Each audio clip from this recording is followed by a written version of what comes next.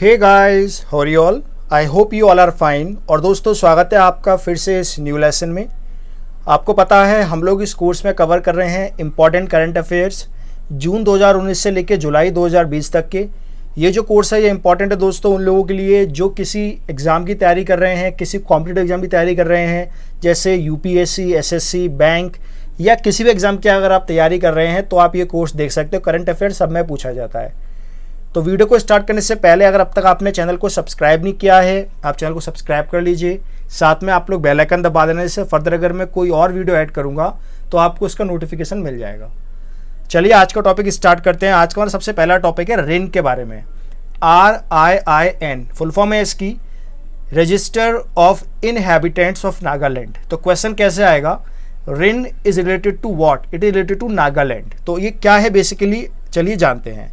आपको पता होगा एक इशू आया था असम का एनआरसी के ऊपर, नेशनल रजिस्ट्रार जो आया बेसिकली बनाया गया था उसके ऊपर एक इशू आया था एनआरसी के ऊपर। तो आप ये कह सकते हैं ये जो रिन है ना, ये नागालैंड का एनआरसी है।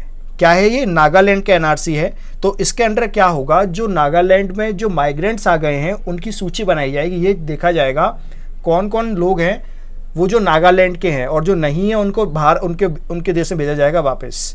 तो ये क्या है RIN? Basically this is to make a register of the Nagaland citizen. Nagaland की सिटीजन का रजिस्टर बनाया जाएगा, जैसे कि असम की सिटीजन का बनाया गया था एनआरसी के अंडर।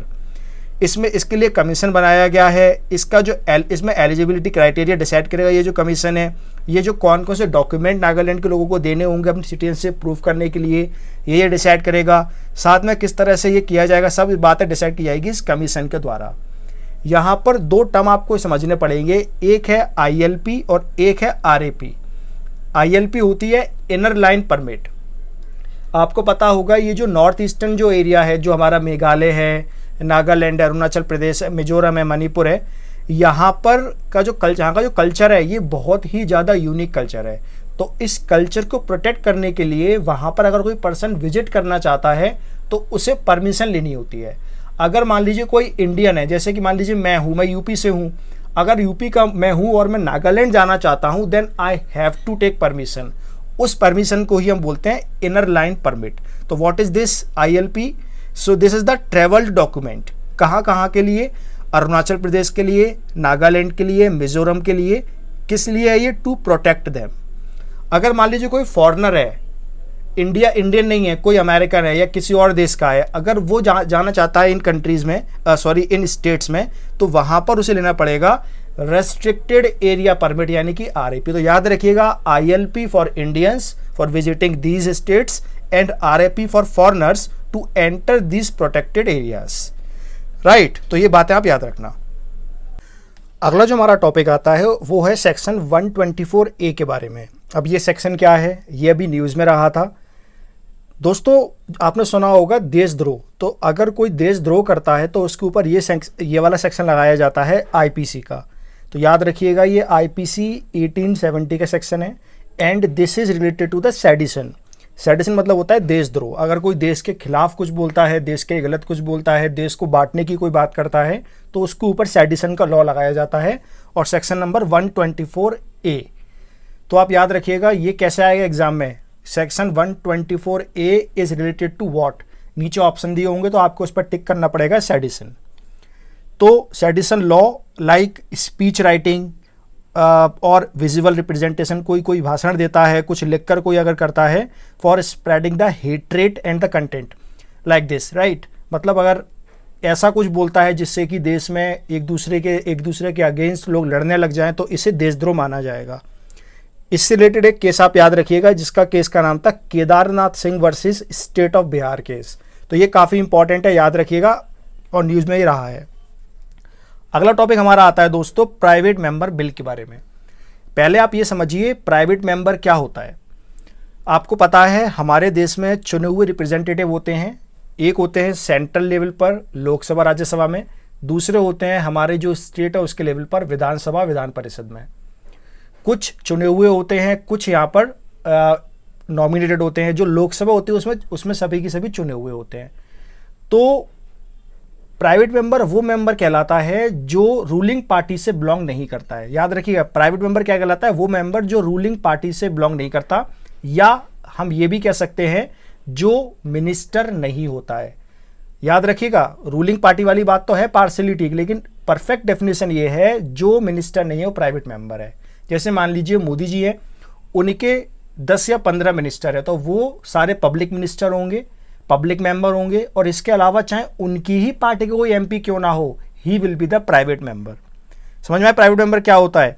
तो जो प्राइवेट मेंबर मान लीजिए संविधान को संशोधित करना चाहता है या कोई भी बिल लाना चाहता है लोकसभा के लेवल पर या राज्यसभा के लेवल पर, तो उसके द्वारा जो बिल लाया जाएगा उसे बोलेंगे प्राइवेट मेंबर बिल।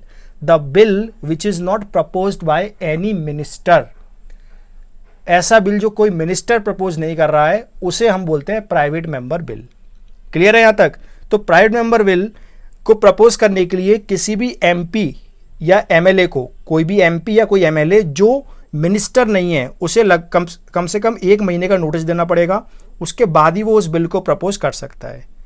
जो गवर्नमेंट बिल हैं उनके लिए 7 दिन का नोटिस देना पड़ता है, और गवर्नमेंट बिल जो होते हैं वो जस्ट ऑपोजिट होते हैं प्राइवेट मेंबर बिल के, राइट। तो ये सिर्फ मिनिस्टर ही दे सकते हैं, और प्राइवेट मेंबर बिल जो होते हैं वो मिनिस्टर के अलावा जो भी होते हैं प्राइवेट मेंबर बिल देते हैं। जो प्राइवेट मेंबर बिल होते हैं इनके पास होने के चांस बहुत कम होते हैं, जबकि गवर्नमेंट बिल पास होने के चांस सबसे ज़्यादा हाई होते हैं। 14 private member bills have been passed as of now. अब तक 14 प्राइवेट मेंबर बिल पास हो चुके हैं, याद रखिएगा, ठीक है। तो ये बात हुई प्राइवेट मेंबर बिल के बारे में, याद रखिएगा। यहाँ पर आप पढ़ सकते हैं, और बातें दी हुई हैं, कौन कौन सा बिल कब पास हुआ, प्राइवेट मेंबर बिल, क्या सब बातें आप आराम से वीडियो को पॉज करके इस इन्फॉर्मेशन से पढ़ सकते हैं। अगला हमारा टॉपिक आता है पीएम लघु व्यापार मानधन योजना। पीएम लघु व्यापार क्या होता है? जो हमारी जो स्मॉल इंडस्ट्री होती है, जो एमएसएमई होती है, उसे बोलते हैं लघु उद्योग, सुना होगा आपने। उसके लिए एक योजना चलाएगी, इसका नाम है पीएम लघु व्यापार मानधन योजना। ये जो योजना है इसके पीछे जो मिनिस्ट्री है वो है लेबर एंड एम्प्लॉयमेंट मिनिस्ट्री। यहाँ याद रखिएगा, यहाँ पर मिनिस्ट्री ऑफ एमएसएमई नहीं है, यहाँ पर लेबर मिनिस्ट्री है, और इसको इम्प्लीमेंट किया जा रहा है एलआईसी के द्वारा, लाइफ इंश्योरेंस कॉर्पोरेशन द्वारा इसको इम्प्लीमेंट किया जा रहा है। क्या होगा इस स्कीम के अंडर? ये एक पेंशन स्कीम है फॉर द स्मॉल ट्रेडर्स। कोविड-19 के बाद लोगों को एम्प्लॉयमेंट में काफ़ी हिट हुआ है, खासतौर से स्मॉल ट्रेडर्स जो बेसिकली छोटा व्यापार करते हैं, कोई ठेल लगाता है, तो उनके लिए एक पेंशन स्कीम है। इसमें क्या होगा, एक मंथली इनको अमाउंट दिया जाएगा after 60 years. That amount, minimum amount will be 3000 rupees. 3000 रुपये मिनिमम उन्हें दिए जाएंगे, बाकी डिपेंड करेगा वो कितना मंथली बेस पर पे करते हैं, जिसके बाद उनको 60 साल के बाद पैसा मिलना स्टार्ट हो जाएगा। एक तरह से पेंशन स्कीम है ये। इसकी एलिजिबिलिटी ये है, जो पर्सन है उसका टर्नओवर 1.5 करोड़ से कम होना चाहिए, और उसकी एज 18 से 40 के बीच में होनी चाहिए। ये मेन इसकी ये चीज़ है। और वो जो पर्सन है वो किसी और स्कीम का फ़ायदा नहीं उठा रहा हो, जैसे कि नेशनल पेंशन स्कीम, या कोई भी उसका पीएफ नहीं कट रहा हो, पीएफ वगैरह नहीं ले रहा हो, उसका फ़ायदा नहीं ले रहा हो, तब जाके वो इसमें अप्लाई कर सकता है। इसके लिए कुछ खास डॉक्यूमेंटेशन करने की जरूरत नहीं है, ओनली नीड आधार। जो कॉमन सर्विस सेंटर होते हैं वहाँ पर आप जाइए और सिर्फ आधार कार्ड दिखाइए, और आप इस स्कीम में एनरोल कर सकते हैं। तो ये आप देख सकते हैं, जो मैंने बातें बताई हैं वो यहीं पर लिखी हुई हैं, आप आराम से इसको पढ़ लीजिएगा। वैसे तो आपको जो मैंने बताया वो इनफ है। अगला टॉपिक आता है दोस्तों, हमारे देश में जो सुप्रीम कोर्ट है उसमें जो जजेस के नंबर है उन्हें बढ़ा दिया गया है, तो उसके लिए एक बिल पास किया गया है। उस बिल का नाम है सुप्रीम कोर्ट नंबर ऑफ जजेस बिल 2019। इसमें क्या किया गया है, जो सुप्रीम कोर्ट के जजेस की संख्या 31 थी उसे बढ़ा के 34 कर दिया गया है। 34 में भी 33 + 1, यानी कि 33 तो जज होंगे और 1 जो होंगे वो चीफ जस्टिस ऑफ इंडिया होंगे। तो अभी इस एक्ट को अमेंड किया गया है और नंबर ऑफ जजेस सुप्रीम कोर्ट में बढ़ गए हैं, याद रखिएगा ये, ठीक है। अगला आता है Muslim women protection of rights on marriage act 2019। ये काफ़ी इंपॉर्टेंट है, आपने देखा होगा जो ट्रिपल तलाक का आया था मामला, उसके ऊपर लॉ बनाया गया है और उस लॉ का ये नाम है। तो पहले जानते हैं ये ट्रिपल तलाक क्या होता है। आपको पता है इंस्टेंट तलाक दिया जाता है जिसको हम लोग ट्रिपल तलाक कहते हैं। इसको इलीगल घोषित कर दिया गया था सुप्रीम कोर्ट के द्वारा, और अब इस लॉ के अंडर भी इसे इलीगल बना दिया गया है, और ये एक कॉग्निजेबल ऑफेंस है। कॉग्निजेबल ऑफेंस वो होते हैं जिनके लिए पुलिस को वारंट की ज़रूरत नहीं होती है, डायरेक्ट अरेस्ट किया जा सकता है। इस बिल के अंडर जो पर्सन होगा जो अपनी वाइफ को तलाक देगा उसे 3 साल की सज़ा मिलेगी और प्लस फाइन भी हो सकता है। और कंपेंसेशन और जो कंप्लेन जो की जाएगी वो जो विक्टिम वुमेन है उसका कोई ब्लड रिलेटिव होना चाहिए, उसका भाई होना चाहिए या उसे ब्लड से रिलेटेड होना चाहिए, उसके फादर भी हो सकते हैं, तो वो इसको कंप्लेन को कर सकते हैं और वुमेन खुद तो कर ही सकती है। इसमें जो मजिस्ट्रेट है वो उस पर्सन को, जो पर्सन जिसके खिलाफ कंप्लेन हुई है उसको बेल ग्रांट कर सकता है और म्यूचुअल सेटलमेंट भी किया जा सकता है, क्योंकि मैरिज की बात है तो म्यूचुअल सेटलमेंट भी यहाँ पर होगा। अलाउवेंस दिया जाएगा उस पर्सन के द्वारा, 3 साल की सजा होगी। याद रखिएगा सारे पॉइंट इंपॉर्टेंट है इसमें। इससे रिलेटेड जो केस है वो साहबानो केस है। इस जो आर्टिकल 14, 15 और 21 को एक तरह से 21 से डील करता है। इसके अंडर निकाह हलाला जो इसी का ही एक पार्ट होता है। इसके बाद जब दोबारा वाइफ अपने हस्बैंड के पास जाती है तो उसे निकाह हलाला करना पड़ता है, इससे वो रिलेटेड है, यानी कि इसको भी पूरी तरह से अनकॉन्स्टिट्यूशनल करार दे दिया गया है इस बिल के अंडर। तो बातें आप यहाँ देख सकते हैं, सारी बातें मैंने यहाँ पर आपको इस इन्फोग्राफिक्स में लगा दी है, तो यहाँ पर आप देख लीजिएगा आराम से क्या क्या है। कस्टडी के बारे में दिया हुआ है, बच्चे की कस्टडी के बारे में, बेल के बारे में। अगला हमारा टॉपिक आता है दोस्तों एंटी डिफेक्शन लॉ के बारे में, जिसको दल बदल कानून भी कहते हैं। जो एमपी और एमएलए होते हैं वो एक पार्टी छोड़ के दूसरी पार्टी में चले जाते हैं, उससे बचने के लिए ये कानून आया था जिससे वो पार्टी छोड़े तो उनकी सदस्यता चली जाए, वो एमपी एमएलए ना रहें। तो क्या है ये, इसको हम लोग आयाराम गयाराम भी कहते हैं। 52nd अमेंडमेंट हुआ था 1985 में और इसके द्वारा 10th शेड्यूल जोड़ा गया था संविधान के अंडर। डिस्क्वालिफिकेशन पे ये काम करता है एंड इट इफ़, और अगर कोई पर्सन है उसकी मेंबरशिप इसमें चली जाती है अगर वो ये करता है, पार्टी बदल लेता है चुनाव होने के बाद। So if it has taken the permission it shall not be disqualified. अगर उसने उस पार्टी से परमिशन ले लिया कि मैं वहाँ जा रहा हूँ तो वो डिस्क्वालीफाइड नहीं होगा। ये कुछ बेसिक बातें हैं। और बातें देखते हैं।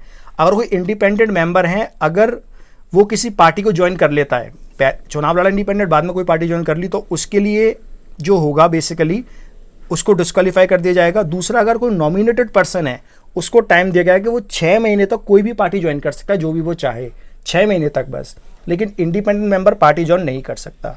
अगर 2/3 करके मर्जर हो रहा है, यानी कि एक किसी पार्टी के 2/3 एमएलए या एमपी किसी दूसरी पार्टी में चले जाते हैं तो वहाँ पर एंटी डिफेक्शन काम नहीं करेगा। तो ये बातें आपको याद रखनी है।